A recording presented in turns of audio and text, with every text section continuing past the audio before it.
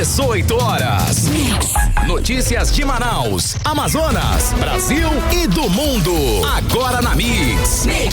Agora 6h04 em Manaus, juntos em 100,7, começando mais uma edição do 18 horas. Eu, você e ela, Nathalie Moraes. Muito boa noite, Carlão. Boa noite, ouvintes do programa 18 horas. Você já sabe, até às 7 da noite nós temos um encontro marcado com as principais notícias desta quinta-feira. Mix. E é claro, hein, querido ouvinte, sempre contando aí com a sua participação aqui no programa 18 horas. Acione aí o nosso WhatsApp à sua disposição, 994887592. Tá valendo a sua participação. Participe conosco, 6h05, você no melhor Mix do Brasil. 18 horas. Olha só, vamos agora com o trânsito, hein, Nathalie Moraes. Vamos com ele, André Meirelles. Muito boa noite pra você. Queremos saber por onde andas, André. Trânsito. Muito boa noite para você, Nathalie. Boa noite, Carlão. Boa noite você que nos acompanha aqui na 100.7. Vamos falar do trânsito pela Avenida Humberto Calderaro, Antiga Paraíba. Quase toda a extensão da via com fluxo intenso, principalmente aqui nas proximidades da passagem de nível com a Avenida Efigênio Salles. Nesse trecho, o trânsito está mais disputado, ainda lento e exige paciência redobrada. E aí, se aproximando mais aqui do CSU do Parque 10, onde hoje já começa esse arraial, o trânsito fica mais intenso ainda.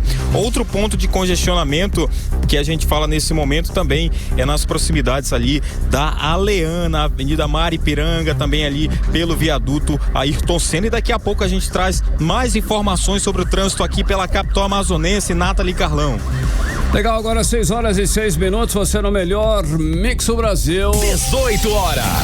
E agora vamos conferindo os destaques do programa 18 horas de hoje. No Dia Mundial do Meio Ambiente, as mulheres lideram iniciativas ambientais em comunidades urbanas e rurais. Ministério Público denuncia o mandante do assassinato do indigenista Bruno Pereira e do jornalista britânico Dom Phillips. Em Manaus, vereador propõe punições para o transporte por motocicletas sem autorização da prefeitura. Polo Industrial de Manaus comemora recorde histórico no número de empregos, com mais de 130 mil trabalhadores. Para 6h07, vamos juntos, hein? Esses e outros assuntos você confere aqui no programa 18 horas. Vamos juntos com você até às 7 da noite aqui no melhor Mix do Brasil, com os destaques desta quinta-feira, 5 de junho de 2025. Está no ar mais uma edição do programa 18 horas. 18 horas. Olha só, hein? Hoje, dia 5 de junho, é comemorado o Dia Mundial do Meio Ambiente. A data foi criada pela ONU em 1972, com o objetivo de chamar a atenção para a importância da preservação dos recursos naturais e da conscientização sobre os problemas ambientais. Não é apenas um dia importante, Carlão, para o mundo refletir sobre o meio ambiente. É muito mais do que isso. É um dia para chamar a sociedade para agir em benefício do meio ambiente, promover ações que promovam a sustentabilidade e principalmente a proteção do meio ambiente. Sim, esse ano o tema da ONU para esse dia 5 de junho é #acabar com a poluição plástica. E os números são alarmantes. A cada minuto, o equivalente a um caminhão de lixo de plástico é jogado nos oceanos.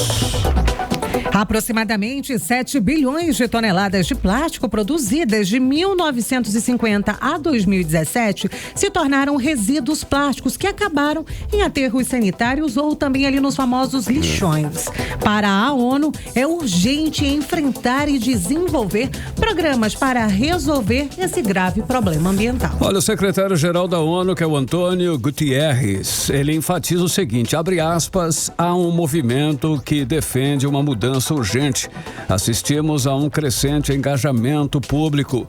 Passos em direção à reutilização é uma maior responsabilização, fecha aspas. E quando o assunto é preservação ambiental, escuta essa. As mulheres lideram as ações sustentáveis em todo o mundo. Um estudo internacional revelou que as mulheres consomem mais consciência, Carlão. E aqui no Brasil, elas lideram todas as iniciativas ambientais em comunidades urbanas e também nas comunidades comunidades rurais. O repórter Kennedson Paes já está aqui nos estúdios para falar com a gente ao vivo sobre essa situação. Explica mais para a gente, Kennedson, mais detalhes desse estudo. Então, além de cuidar da família, dos filhos, as mulheres, nós mulheres também cuidamos do meio ambiente e preservamos mais. Muito boa noite para você. Oi, Nathalie, muito boa noite para você, para o Carlão, para todos que acompanham a gente aqui no 18 Horas da Mix. Sem dúvidas, as mulheres, elas têm essa habilidade, né, Carlão, de conseguir fazer várias coisas ao mesmo tempo, e esse dado internacional, ele mostrou exatamente essa informação de que as mulheres, elas têm um papel essencial na sustentabilidade aqui da nossa região amazônica, e esse estudo, ele mostrou que elas poluem menos, elas escolhem também, Carlão, em relação à alimentação, qual que é a melhor alimentação para que elas possam consumir, também um estilo de vida mais consciente, e além disso também elas acabam ali passando para as gerações essa importância em relação ao meio ambiente, Carlão, e isso sem dúvidas acaba impactando diretamente na sustentabilidade, impactando no meio ambiente e também na preservação do meio ambiente. Mas muito além dessas pesquisas, o que se vê no dia a dia é uma força coletiva, gente, que muda a realidade de toda a região onde essas mulheres estão inseridas. Muitas dessas mulheres daqui da nossa floresta amazônica, das comunidades urbanas, dos bairros aqui da cidade de Manaus ou no interior do estado do Amazonas, elas têm conduzido essas transformações que elas impactam as gerações, elas fazem a reciclagem, inclusive a maioria dos catadores de lixo aqui na nossa capital, na nossa Amazônia, ela é composta por mulheres, então mulheres estão atuando de frente no processo de reciclagem e, de fato, isso é algo muito interessante, é algo muito benéfico para a nossa região amazônica, que sempre quando o assunto é sustentabilidade, o foco sempre vem para a Amazônia, e é claro que isso acontece justamente por conta da nossa expansão territorial, da nossa floresta, e com isso é que a Amazônia acaba virando esse foco. A gente entrou em contato inclusive com a doutora em economia Michele Aracati, e ela que comentou muito sobre essa questão da mulher, do papel da mulher na Amazônia, o quanto ela é fundamental e essencial para manter a nossa floresta em pé. Vamos ouvir agora Michele Aracati. No contexto amazônico, as mulheres desempenham função de liderança em suas comunidades, cabendo a elas a busca por soluções para a conservação ambiental, assumindo a função de ativistas e defensoras da floresta para a preservação de sementes e cuidando de animais, das suas roças, cuidando da água e, principalmente, levando em consideração o conhecimento em relação a variedades de espécies alimentícias e medicinais que são cultivadas por elas nos quintais ou nas roças. 18 horas. Além disso, a doutora Michele Aracati, ela também falou em relação a justamente que precisa haver uma mensagem muito clara, gente, porque se existe futuro ali, se existe um futuro em relação a toda a humanidade, isso depende das atitudes que a gente tem hoje. Então, a Amazônia, ela tem essa importância para todo o planeta, né? Muita gente se preocupa com a Amazônia, mas também é necessário aquele pensamento coletivo de outros países, Carlão, porque não é só a Amazônia que tem que pagar o pato pelo erro de outros países também, e é o que tem acontecido aqui em nossa região amazônica, infelizmente. Para o planeta todo é necessário mais conscientização, um momento para poder refletir nas atitudes que podem estar afetando o meio ambiente. Também hoje é um dia muito importante para a doutora Michele Aracati, que ela vai lançar um livro que fala exatamente sobre isso, a importância de a gente cultivar bem a Amazônia para o futuro do planeta. Será que essa é a nossa bala de prata? A gente vai ouvir um pouquinho sobre o resumo do que vai acontecer hoje com a doutora Michele Aracati. Vamos ouvi-la. É também um momento de reflexão sobre o papel da Amazônia no contexto internacional. Olhar para o futuro é colocar a Amazônia no centro dessa discussão. Eu estou lançando hoje uma obra que visa principalmente um modelo de desenvolvimento regional com características endógenas para pensar na Amazônia do futuro e também o futuro de quem vive nessa região tão importante do planeta. 18 horas.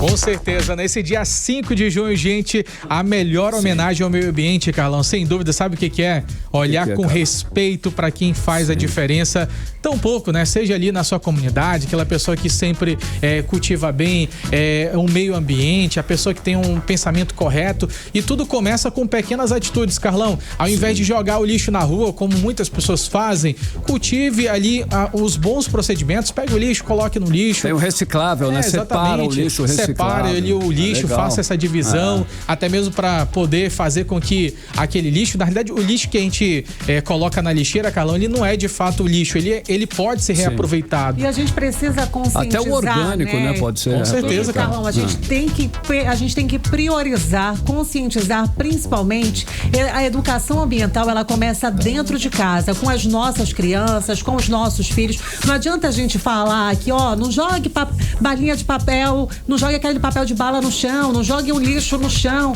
Mas se dentro de casa a gente não pratica isso, né? Então, em relação aos filhos, com certeza, as palavras elas nem valem tanto assim, mas atitudes são elas exemplos, que os filhos acabam exercendo, né, Carlão? Muito bem, isso, gente. Valeu, 6h15, você no melhor mix do Brasil. 18 horas. Olha, seguindo nesse tema, hein? Aqui em Manaus, a Semana do Meio Ambiente ganha um destaque especial com a programação do Instituto Nacional de Pesquisa da Amazônia, que é o INPA.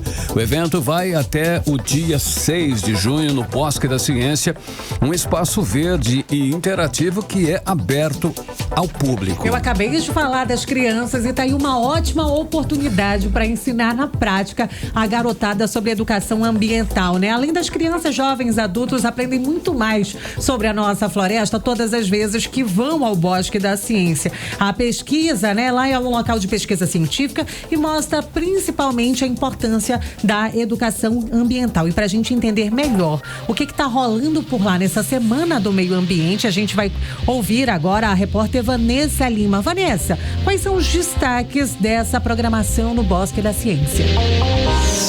A programação está imperdível. Boa noite a todos que acompanham aqui o programa 18 horas com a gente aqui na Mix. E olha só, serão 4 dias de evento, terão cerca de 50 atividades, incluindo oficinas, exposições e atividades educativas sobre o meio ambiente, biodiversidade e muito mais. Então já anota na agenda. A Semana do Meio Ambiente do INPA vai acontecer de 3 a 6 de junho no Bosque da Ciência. O evento é gratuito e aberto ao público de todas as idades. Para garantir a sua participação, é simples. Basta agendar sua visita individual ou em grupos de até 10 pessoas através do site de agendamento. E se você é de uma escola ou um grupo maior, é só enviar um e-mail para o Bosque da Ciência, que é o bosque@impa.gov.br. O coordenador do Bosque, Jorge Lobato, destaca que a proposta do evento é focar na preservação do nosso bioma. O ponto focal, né? O maior instituto de biologia tropical do mundo,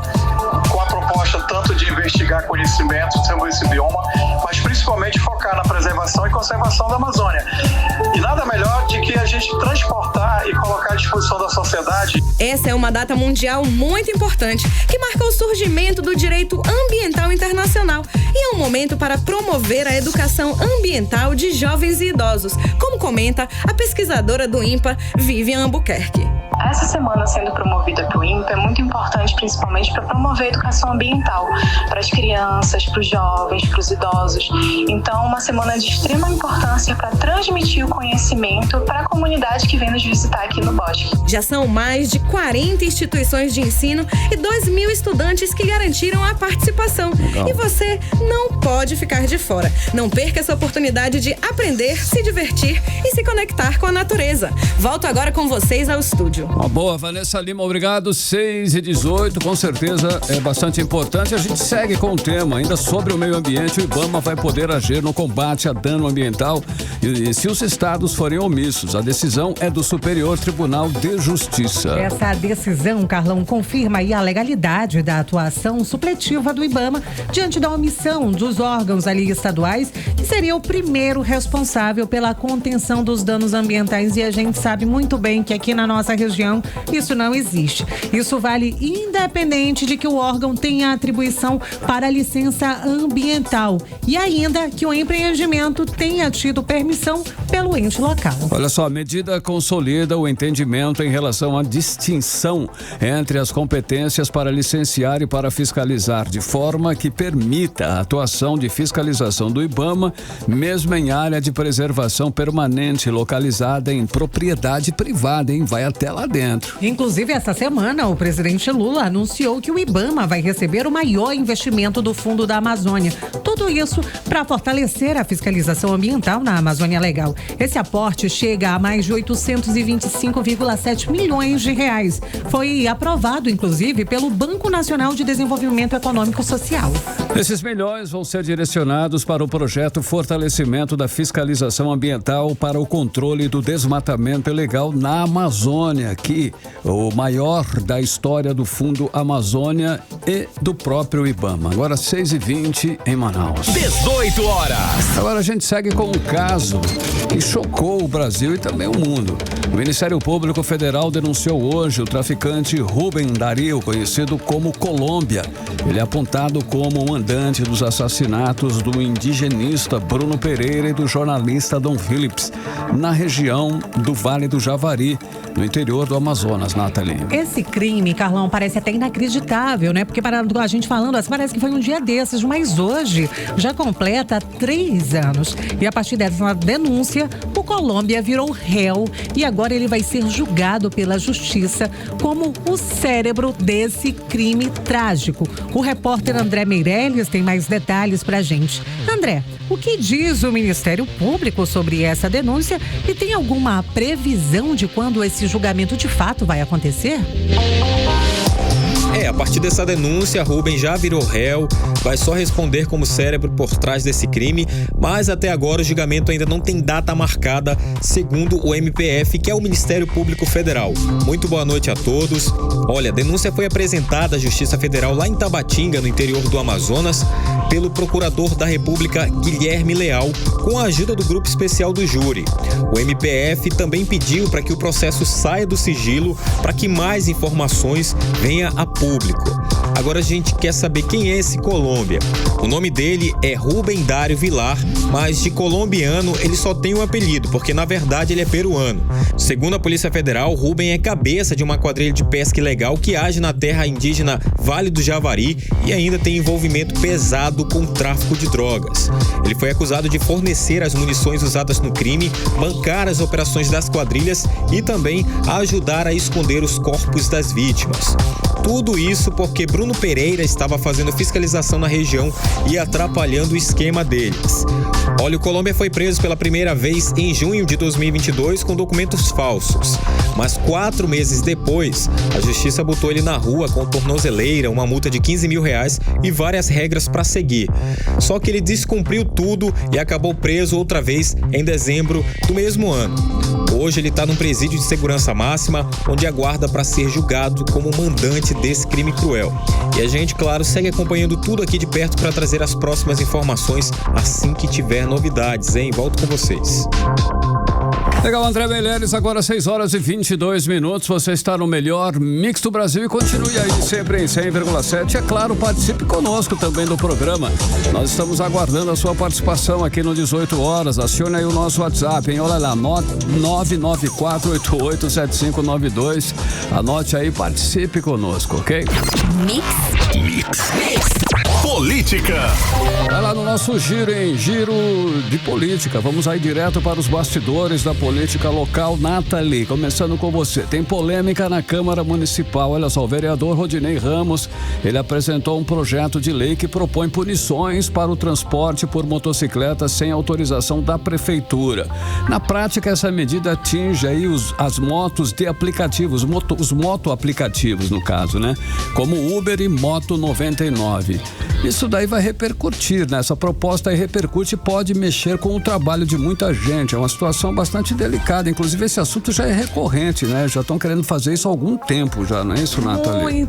Mexe com o trabalho de muita gente, Carlão, não é isso? Porque a gente sabe que desde a pandemia, né, o trabalho ali em cima das duas rodas passou a ser uma alternativa para muitos pais de família que não tinham realmente de onde colocar comida na mesa. Na verdade, é a única para muitos deles, né, Nathalie? Com certeza, Kennedy. E aí, com a chegada, com a ampliação aí dos aplicativos, a gente está falando da Uber, da 99 Moto, que passou a fazer aí não somente entrega, ser um mecanismo para que eles pudessem transportar as pessoas, muita gente acabou migrando para isso aí e ficou realmente. E aí agora, o que acontece? O vereador Rubem, né, o vereador Rodinei Ramos, na verdade, apresentou um projeto de lei que propõe ali punições para as empresas de aplicativo que oferecem aí o serviço de transporte de passageiros, que antigamente a gente chamava sempre de mototáxi. E hoje a gente não tem mais, né, esse hábito de chamar assim, que não estão regularizados na cidade. Táxi agora virou Uber, né? É verdade, Carlos. Ninguém fala mais vai pegar um táxi. Tem a minha bebê de 3 anos, virou ela fala sinônimo da plataforma, sinônimo de mobilidade urbana pela cidade, né? Então, a ideia desse projeto de lei, para quem está nos ouvindo agora entender melhor, é alterar a lei municipal que já regulamenta o transporte de passageiros por moto, exigindo que as empresas tenham sede física aqui em Manaus, por exemplo. E a gente sabe que eles não têm, né? E assim, o vereador faz uma série de exigências nessas instalações da empresa. A Uber tem um escritório aqui em Manaus, a 99 é a mesma coisa, mas não está dentro desses padrões que o vereador acredita que seja o ideal para que possa aí oferecer mecanismos suficientes para os passageiros. E aí é claro que tudo isso causou um grande problema, foi recebida pela categoria realmente de forma muito negativa. Afinal de contas, eles acreditam que o vereador está querendo aí, com essa situação toda, prejudicar os trabalhadores e favorecer aquelas plataformas antigas que já existiam. Eles estão falando aí de movimentos sindicais, essas coisas todas. A verdade né, Carlão, que a mobilidade, o transporte individual aqui na nossa capital hoje é uma febre, né? As pessoas deixaram até mesmo de usar o transporte público para se locomover. Às vezes é mais barato até você pegar um moto Uber do que ir no seu carro. Agora, se tá dando certo, para que atrapalhar? Eu não entendo isso, mas... Bom. Então, Carlão, ele disse vou até... que mexe com a economia, ele falou das questões do alto número de acidentes, mas muitas coisas precisam ser revistas. Mas ele tá dizendo que é fake news, esse negócio de que vai acabar o motor Uber. Ele disse que, na realidade... Pois é, ele disse que é fake news essa intenção de acabar com o motor Uber. Na realidade, ele disse que esse projeto, ele não busca fazer isso daí, e que, na realidade, ele quer adequar o transporte para toda a população, mas que não é a intenção acabar com o motor Uber. Mas é o que tudo indica, né? Complica na realidade, né? Mas enfim, agora já que você tá aí, olha só, o Omar Aziz lançou uma promessa de peso para 2026. O senador Omar Aziz, se eleito governador, quer contratar 10 mil guardas municipais para atuar com as polícias. É uma medida viável, será? O Estado tem condições de bancar? Então, Carlão, pelas palavras do próprio senador, né, Omar Aziz, ele fala, olha... Eu sei como fazer e eu vou resolver essa parada. Não, ele não fala, ele bate no peito. Ele bate no peito e fala, olha, eu sei como fazer, eu já fui governador do estado do Amazonas, então deixa comigo que eu resolvo. Essas foram as palavras do senador Omar Aziz. E nesse evento, Carlão, ele foi um evento até patrocinado pelo atual governador do estado do Amazonas, Wilson Lima. O Wilson, ele não estava nessa presença, estava apenas a deputada estadual Alessandra Campelo, ali compondo também com outros prefeitos que estavam ali no palanque, enquanto Omar Aziz acaba fazendo esse pronunciamento. Eu, inclusive, separei um trecho, esse trecho, para que vocês também possam ouvir o próprio senador Omar Aziz falando sobre esse projeto. Vamos ouvi-lo.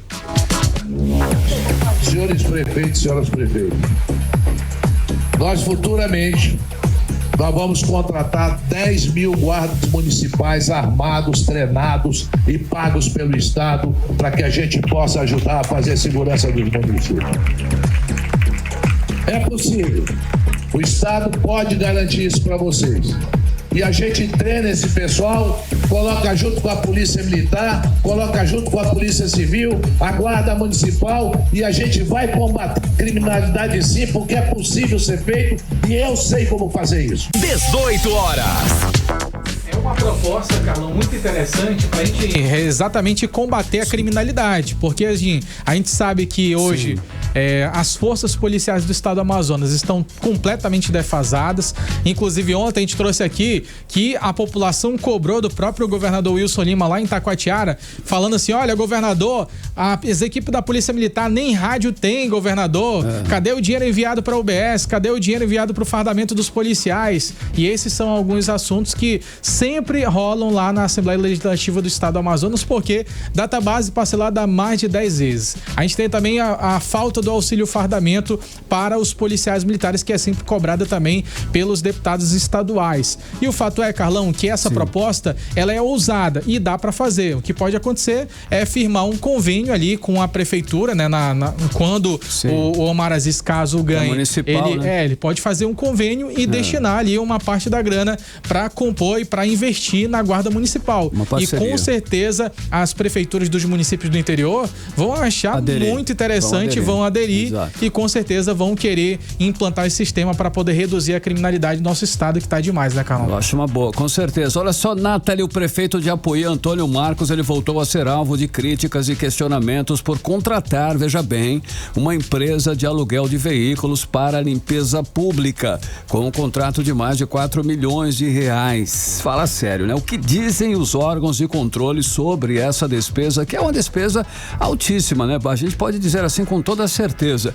E a população tem reagido? Como está essa situação lá em Apuí? A população ficou indignada, Carlão. Apuí foi está sendo, né, um dos municípios mais afetados por conta da cheia. A parte da cidade realmente ficou debaixo d'água. Então, é claro que a divulgação de uma notícia como essa não foi bem recebida pela população. Como você disse aí, Carlão, a gente está falando do prefeito Antônio Marcos Maciel Fernandes. O prefeito, ele já tem um nome aí bem conhecido pelos órgãos de controle aqui do nosso estado. Eu estou falando do Ministério Público Federal, Estadual, do Tribunal de Contas e até da Justiça Eleitoral. E mesmo assim o prefeito foi lá, Justiça não tá me punindo ainda, vou firmar esse contrato maroto de 4 milhões de reais com uma empresa de limpeza pública aqui no município que vai fazer o transporte de lixo. Vocês estão achando caro? Vai lá e reclama. Foi mais ou menos isso que a população disse, porque ele chegou a ser questionado, tá, Carlão, ali nas ruas sobre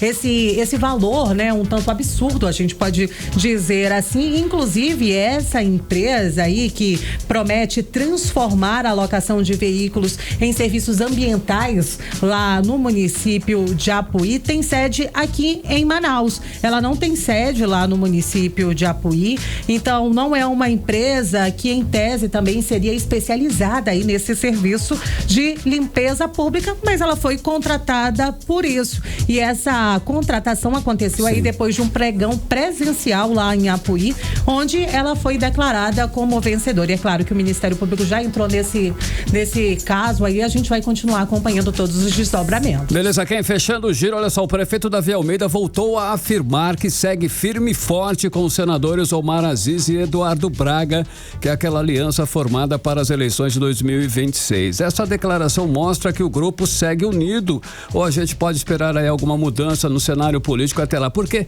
tá tendo algum buchicho com relação a isso, alguma dúvida com relação a essa parceria Davi Almeida e os senadores Omar Aziz e Eduardo Braga, Ken? Então, Carlão, o público fala bastante, né? Mas se de fato é verdade ou não, a gente vai ter que aguardar as cenas do próximo capítulo dessa história.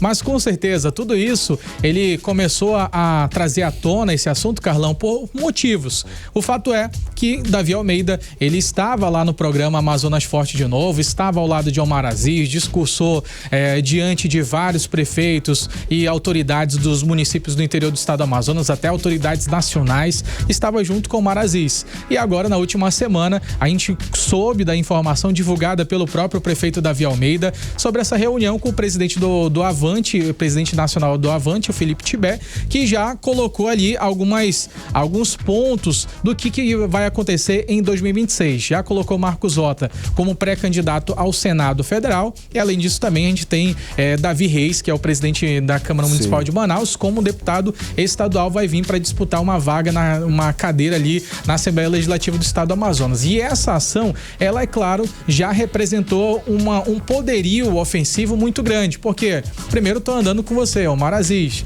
e aí depois eu faço uma reunião com o presidente nacional, e de lá já tem muitas peças. Se eu tô indicando o senador, né, o secretário da Casa Civil para senador, isso já representa uma ameaça também para Eduardo. Só que hoje foi o ponto em que ele chegou e falou: olha, eu tenho um compromisso e eu tenho uma aliança, essa aliança não vai ser quebrada. Inclusive, só que tem esse trecho do vídeo. Só que tem outras situações também que devem ser resolvidas. Claro, mas vamos assistir o vídeo, Carlão, e ouvir também as palavras do próprio prefeito Davi Almeida. A nossa união, a nossa aliança, ela é indivisível. Nós temos acordos para ser cumprido, então nós temos uma aliança, né? Essa aliança, eu te garanto que ela não vai ser quebrada. Estaremos juntos, senador Eduardo, senador Omar, Marcos Hota, Davi, Renato, toda essa equipe aqui, estaremos juntos pelo bem do Estado do Amazonas em 2026. Quando chegar em 2026, a gente discute, mas eu ensino para vocês, a nossa união, a nossa aliança, ela é indivisível. 18 horas. Uma aliança indivisível aí, Carlão, palavras do prefeito Davi Almeida. No entanto, você pôde ver, você que está acompanhando a gente pelo YouTube, que a reação do senador Omar Aziz não foi tão boa assim. Inclusive, o próprio senador Omar Aziz, Carlão, naquela passagem que ele esteve reunido ali com alguns parlamentares no interior do Amazonas, onde entregou kits náuticos, ele também fez um aceno para o Wilson Lima. Ele disse que está à disposição para ajudar todo mundo, independente de quem seja, independente de qual ideal político a pessoa tenha, ele está nessa função de senador e vai estar como governador, caso ganhe, para ajudar todos. Então, isso é um aceno também para o Wilson Lima, que está perto do senador Omar Aziz nesse momento, Carlão. Esperar para ver agora. 6h35, valeu Ken, valeu Nathalie Moraes. 18 horas. Continue aí em 100,7, daqui a pouquinho você confere aqui no 18 horas. Em festas juninas, comércio está otimista e espera um aumento de 5% nas vendas em comparação com o ano passado. E esse é o nosso assunto em instantes, já aqui no 18 horas. 18 horas. Entrevista do dia. E hoje vamos conversar com o deputado federal Sidney Leite. Muito boa noite, deputado. Seja muito bem-vindo ao 18 horas. Deputado, desde o último sábado, nós ficamos mais isolados do que nunca. As travessias provisórias sobre os rios Curuçá e Altais Mirim ficarão interditadas mais uma vez. A gente realmente amargou dias muito difíceis. Foi liberado, a gente sabe que de forma muito provisória, de forma, não sei se eu posso dizer até amadora, mas o que a gente realmente precisa fazer para de fato ter a BR-319 restaurada? Boa noite, Nathalie. Eu entendo que mais do que nunca nós devemos estar unidos, porque é importante que se diga para a população manauara e do Amazonas que há um interesse pela pavimentação da BR-319 no trecho do meio, não somente de nós da bancada do Amazonas, mas tem interesse do estado do Acre, do estado de Rondônia e do estado de Roraima. O estado de Roraima é pelo mesmo sentimento nosso, que é do isolamento. O de Rondônia e do Acre é pela proximidade que tem em relação para com a cidade de Manaus. Eu digo isso porque nós construímos uma bancada chamada de Bancada do Norte, que envolve 65 deputados, e eu coordeno essa bancada. E nós temos conversado, dialogado reiteradamente. É importante que se diga uma coisa, né? Até rebatendo as declarações da ministra Marina Silva. Quando da licença prévia, foram assumidos alguns compromissos, entre eles a garantia da internet em todo o trecho da BR-319. E consta no edital do 5G, como também um arco de monitoramento e controle. Mas, para facilitar, o ministro Renan Filho, que é ministro do Transporte, montou um grupo de trabalho para identificar a viabilidade do monitoramento e controle, viabilidade econômica e técnica da pavimentação da estrada. E esse material foi pronto, inclusive submetido ao Ministério do Meio Ambiente, que fez ponderações, e o Ministério do Transporte corrigiu. Entre eles, o que o ministro Renan Filho antecipou para nós? Que vai instalar parte desse controle agora. O que significa isso? Sim. Que se uma carreta com trator adentrar a estrada por Porto Velho com destino a Manaus, esse trator terá que chegar aqui. Isso, palavras do ministro Renan Filho. A segunda questão, o Ministério do Transporte já disponibilizou recursos para o Ministério da Justiça para construir 2 arcos, um próximo ao município do Careiro, ou outro próximo ao município de Humaitá, para que essas estruturas possam absorver a Polícia Rodoviária Federal, a Polícia Federal, os órgãos de controle ambiental do governo federal, como também para as polícias estaduais e os órgãos de controle estadual. Ou seja, não há justificativa, fora o monitoramento que teria via satélite. Então, quando a ministra Marina diz que a construção, a pavimentação da estrada traria ameaça do desmatamento, o que a gente vê hoje no sul do Amazonas é o seguinte: a última fronteira agrícola, o desmatamento está acontecendo, com BR ou sem BR, e nós temos um vazio da presença do Estado brasileiro. Se nós pavimentarmos, nós teremos a facilidade do monitoramento e controle e a presença do Estado brasileiro, porque hoje até o acesso é difícil, principalmente no período do inverno amazônico. Eu estou solicitando uma audiência pública na Comissão de Finanças e Tributação da Câmara dos Deputados, justamente para demonstrar a viabilidade econômica, a importância desse estado do ponto de vista econômico. Como é que um estado que tem 50% da arrecadação tributária federal do norte do Brasil, nós estamos falando de 8 estados, do Tocantins ao Amazonas, do Amapá, Roraima, Rondônia e Acre, 50% da receita tributária do norte do Brasil está aqui. Como é que não tem viabilidade econômica, né? Então, a fala da ministra é desconectada da realidade. Essa que é a grande verdade. Então, nós vamos continuar insistindo. Essa obra tem previsão no PAC. E veja bem uma coisa, só para fazer aqui um exemplo para os nossos ouvintes. Quando a Petrobras, o Ministério de Minas e Energia e nós, que defendemos o licenciamento para a prospecção do petróleo na margem equatorial, que são 500 quilômetros da margem equatorial, isso não está na Foz do Amazonas, certo? Isso não é, Nathalie, para amanhã uma empresa chegar lá e explorar petróleo, não. É só para a Petrobras fazer as sondagens para identificar se tem o petróleo previsto. Sim.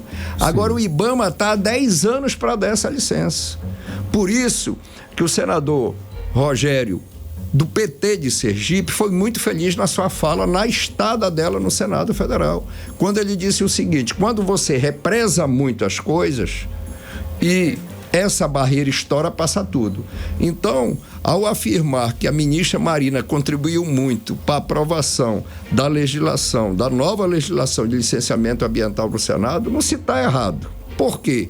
Porque a ministra trava obras importantes no país, seja do ponto de vista da infraestrutura, seja do ponto de vista do desenvolvimento econômico. Por exemplo, quando eu falo da Petrobras, se a Petrobras não avançar em novas perfurações, a partir de 2030 nós vamos importar derivados de petróleo. E o que vai ser ruim para a população brasileira, que vai pagar combustível mais caro. Olha, deputado, voltando à nossa BR-319, o presidente do Superior Tribunal de Justiça, ele marcou agora para o dia 17 de junho uma audiência para discutir essa questão da pavimentação da rodovia.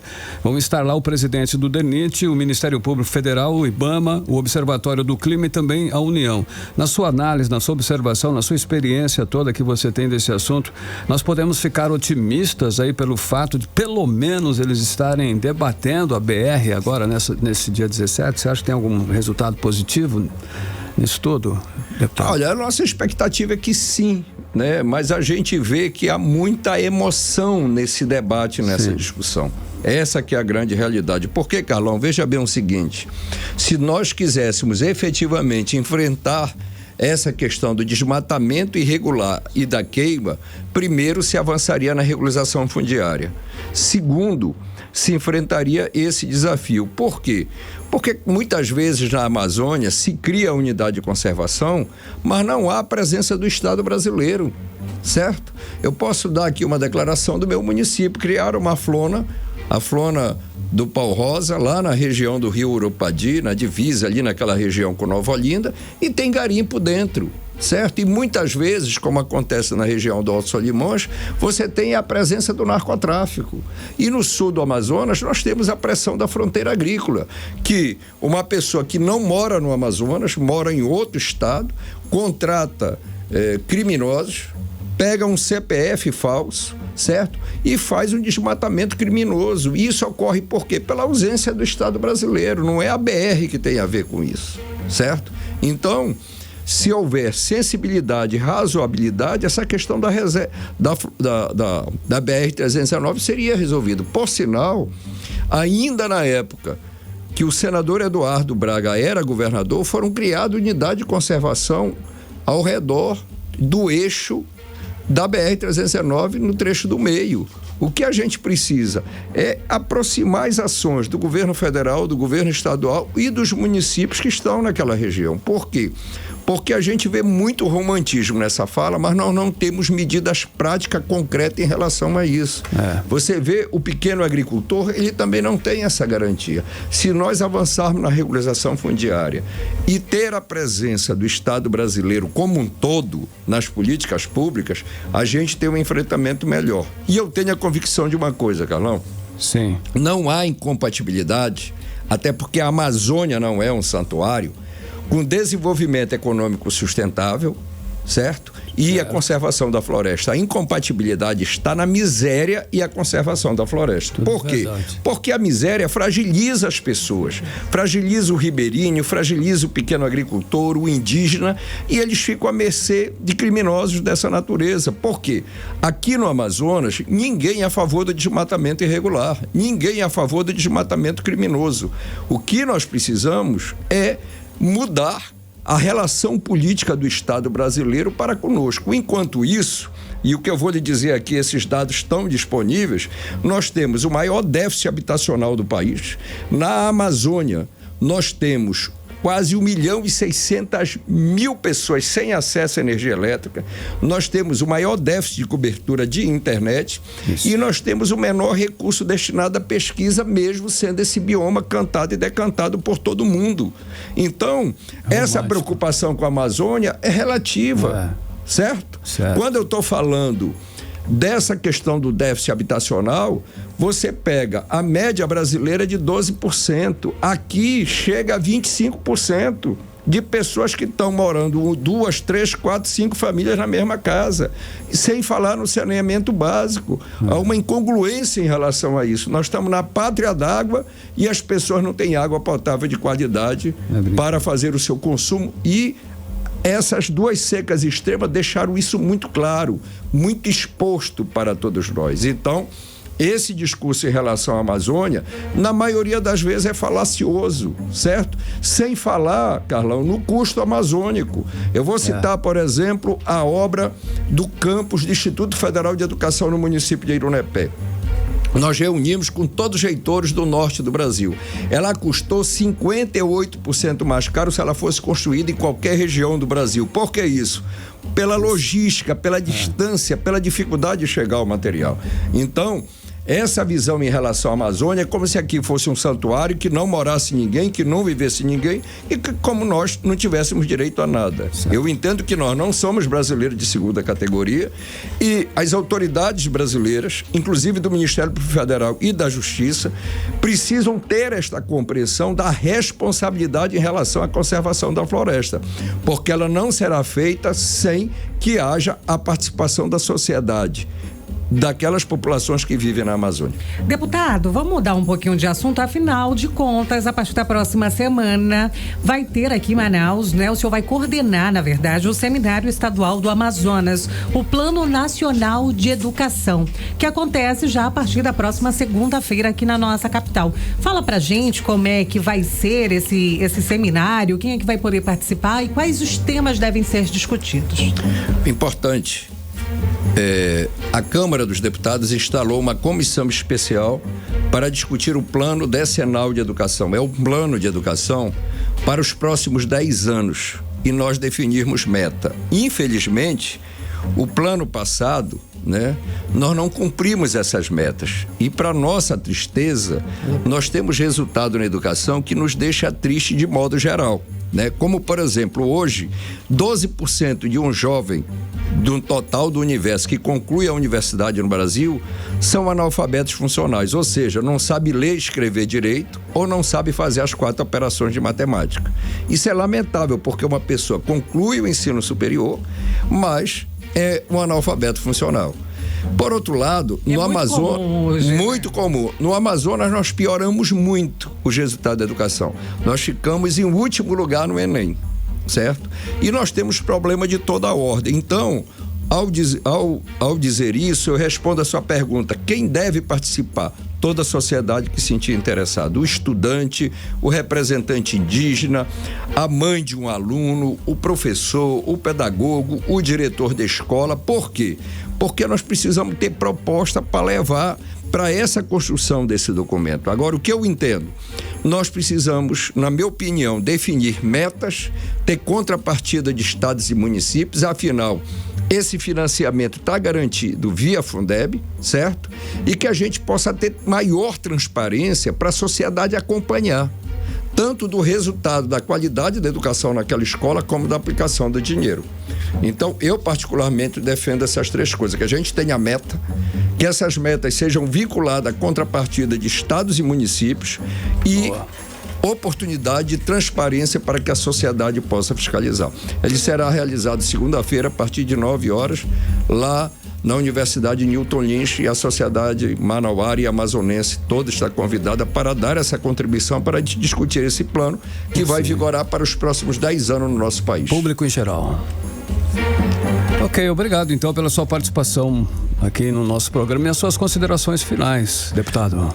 Carlão, eu que agradeço. Quero dizer que nós estamos na expectativa da instalação da CPMI, né, que vai apurar as fraudes do INSS. Nós devemos estar votando nos próximos dias um projeto de minha autoria, inclusive que veda o desconto automático por parte de associações e instituições dos aposentados, e esse escândalo que pouco se fala dos consignados dos bancos. Afinal, o Tribunal de Contas da União divulgou que só em 2023 tiveram 35 mil operações de empréstimo consignado sem o tomador saber. Isso. Numa ordem de quase 90 bilhões de reais. E nós vamos estar junto acompanhando para ver o desdobramento dessa CPMI, como também a votação desse projeto de lei que já foi votado à urgência, e deveremos estar nos próximos dias votando o relatório, né, não só desse projeto como dos apensados. No mais, agradeço a oportunidade, um grande abraço a todos os ouvintes da Mix. Obrigada.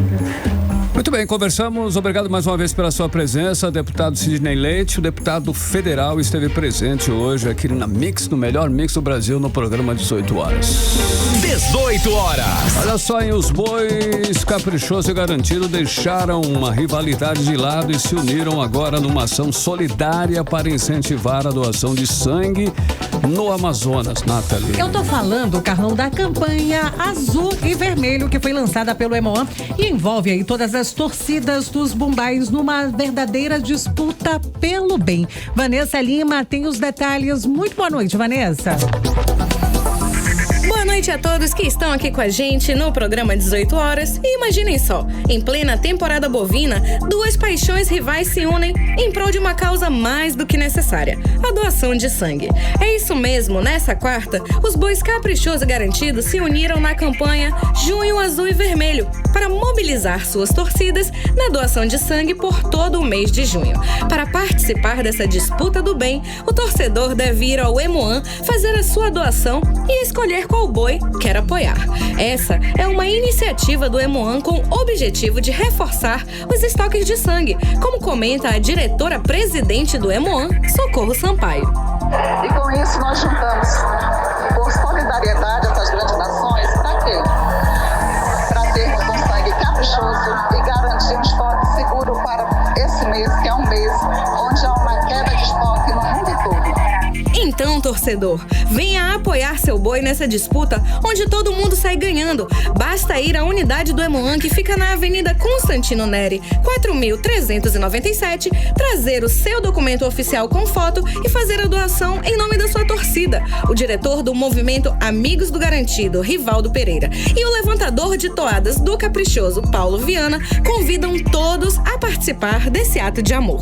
Que o público da galera vermelha e azul possam fazer esse ato de humanidade, porque quando você doa sangue, você salva uma vida. Caprichoso fazendo parte mais uma vez nesse evento maravilhoso, a gente fica muito feliz que agrada a todo mundo. Mas olha só, hein? É importante lembrar, para você fazer a sua doação, você precisa ter entre 18 e 69 anos, pesar mais de 50 quilos, estar bem alimentado e ter dormido pelo menos 6 horas no dia da doação, hein? O Hemoan funciona de segunda a sábado, das 7 da manhã às 6 da noite. Eu volto agora com vocês no estúdio. Legal, Vanessa Lima, 6h53, você no melhor mix do Brasil. 18 horas. Olha só aí, vamos saber agora como está o trânsito nas ruas de Manaus. Atenção, nesse domingo, dia 8, tem o Pentecoste 2025 lá no Sambódromo, hein? O repórter André Meirelles está na área. Tem mais informações aí sobre esse evento. Olha aí, André Meirelles, vai ter alteração no trânsito, será? Trânsito. Fala, André. Isso, Carlão, boa noite pra você. Domingo, a partir das 6h30 da manhã, né, a rua ali, Flaviano Limongi vai ser interditada para o estacionamento exclusivo de viaturas operacionais. E não para por aí não, 2 faixas da Avenida Pedro Teixeira, bem em frente ao Sambódromo, também vão ser bloqueadas. Isso tudo para garantir segurança viária dos participantes ali do evento. O fluxo de veículos na região não vai ser alterado, mas pode sofrer os ajustes ali pontuais. E quem explica melhor pra gente é o vice-presidente de trânsito do IMU, que é o Instituto Municipal de Mobilidade Urbana, Leda Júnior. O IMU, durante o evento do Pentecoste, estará realizando a operação de controle de trânsito nessa área, uma vez que nós teremos com 40 agentes de trânsito aproximadamente para poder fazer esse controle. Nós pedimos para que os condutores tenham atenção nas áreas interditadas, nós teremos algumas interdições, porém o trânsito irá fluir. Não terá nenhum tipo de interdição total na área ao redor do Sambódromo e também da Arena da Amazônia. Se atentar para onde vão estacionar para que não cause nenhum tipo de prejuízo. E assim nós queremos poder manter a ordem o máximo possível nos arredores. Pedimos também a colaboração das caravanas que vão vir em micro-ônibus, em ônibus, que se atentem para não estacionar de forma que cause prejuízo à circulação. Nosso dever é fazer com que a fluidez seja cada vez mais presente nesses eventos e estaremos dando todo o suporte necessário para a população. 18 horas. Tá aí, a gente acompanhou a fala do vice-presidente de trânsito do IMU, Leda Júnior. E agora a gente vai falar atualização em tempo real, Carlão. Sim. Da situação do trânsito aqui pela capital amazonense. Na Avenida Torquato Tapajós, o trânsito flui muito bem no sentido centro-bairro, sem retenção ao longo da via. Já no sentido bairro-centro, o fluxo está um pouco mais carregado, mas nada que cause aí grandes atrasos por enquanto. Na Avenida do Turismo, mesmo com as obras de recapeamento em andamento, o trânsito está com excelente fluidez. E até o momento nenhuma ocorrência registrada aqui nesse trecho. Volto com vocês, boa noite. Valeu, André, boa noite. 18 horas. Tempo e temperatura com ela, Vanessa Lima. Previsão do tempo. Boa noite, Nathalie, Carlão e a todos que acompanham a previsão do tempo aqui com a gente no 18 horas. E a quinta-feira foi bem ensolarada hoje na cidade, né? Apesar de nós termos algumas pancadas de chuva leve, o clima permaneceu quente e à noite o céu pode ficar parcialmente nublado. Mas não temos previsão de chuva para a noite dessa quinta-feira. Agora vamos falar sobre o clima de amanhã, 6 de junho, sexta-feira. Segundo o Clima Tempo, a sexta vai começar como a quinta, com sol, mas no decorrer da manhã poderemos ter chuvas leves para deixar o clima mais agradável. À tarde, o tempo também vai permanecer nublado, mas à noite não temos previsão de chuva para quem quer curtir o comecinho do fim de semana. A temperatura nessa sexta varia entre mínima de 24 e máxima de 30 graus. E a umidade relativa do ar fica em torno de 71 a 97%. Mix. Olha, o projeto Mutirão no Bairro chegou hoje no Tancredo Neves, zona leste da capital, com um verdadeiro pacotão de serviço. Teve asfalto, limpeza, poda de árvore, ação social e até atendimento de porta em porta. O repórter André Meirelles também esteve por lá, hein? Falou com o prefeito Dalvi Almeida e tudo mais e traz agora os detalhes para a gente mais uma vez. Boa noite, André Meirelles.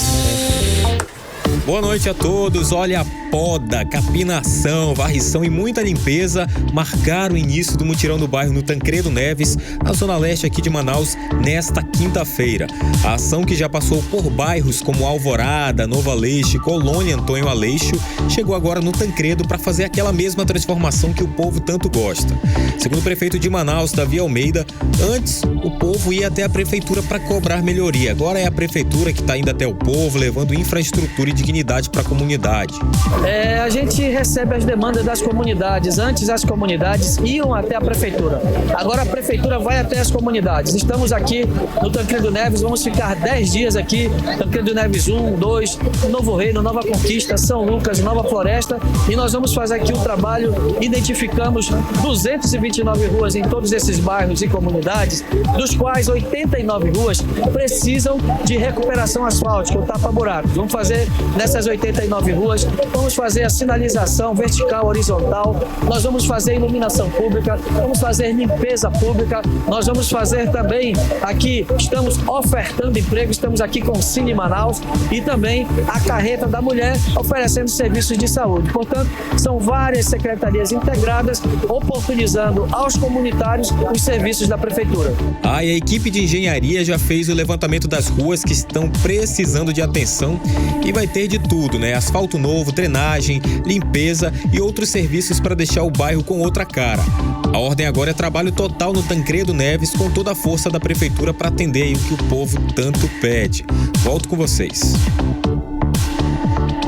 Legal, André Meirelles, você em 100,7. 18 horas. Esporte. Agora é com o Ken Paz. Alô, Ken. Tudo Carlão, bem? hoje tem seleção brasileira, Carlão. Boa. 7 horas da noite. Daqui a pouquinho já vai. Acho que já começou. Já estamos em campo. Todo mundo já está entrando em campo nesse momento, Carlão. É a era Carlos Ancelotti que começa finalmente hoje, com certeza.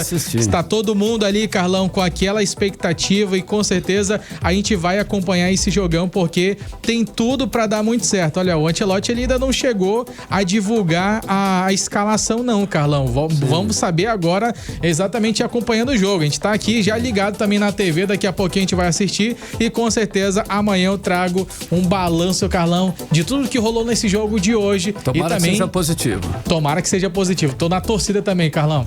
Beleza, Ken Paz no Giro Esportivo. Mix. 7 horas, vamos direto para o editorial 18 horas. Editorial 18 horas. A Superintendência da Zona Franca de Manaus, que é a SUFRAMA, informou hoje que o Polo Industrial de Manaus bateu recordes de faturamento e empregos em abril.